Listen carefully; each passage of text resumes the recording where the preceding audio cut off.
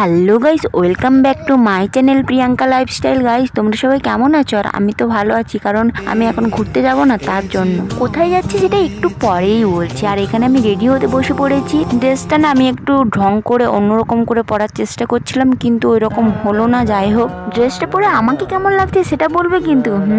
কারণ আমি জানি আমাকে ভালোই লাগবে। তারপর আমি ড্রেস পরে একটু ঢং টং করে নিয়ে এবার মেকআপ করতে বসে পড়লাম। কিন্তু মেকআপ তো আমি তেমন কিছু করবোই না, কারণ প্রচুর গরম পড়েছে, বাইরে প্রচুর রোদ হলেও শুধু টোটোতে যাব, যার জন্য ভাবলাম যে এই ড্রেসটা পরাই যেতে পারে, তাই পরেও নিয়েছি।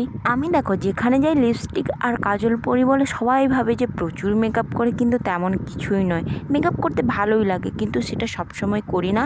দূরে কোথাও ঘুরতে গেলে বা মেলা, পুজো, বিয়ে বাড়ি এরকম ওকেশান থাকলে তখন একটু বেশি মেকআপ করি, না হলে সবসময়ের মতো লিপস্টিক আর কাজল। আর লিপস্টিক পরতে আমার খুবই ভালো লাগে, যার জন্য আমি সবসময় ডিপ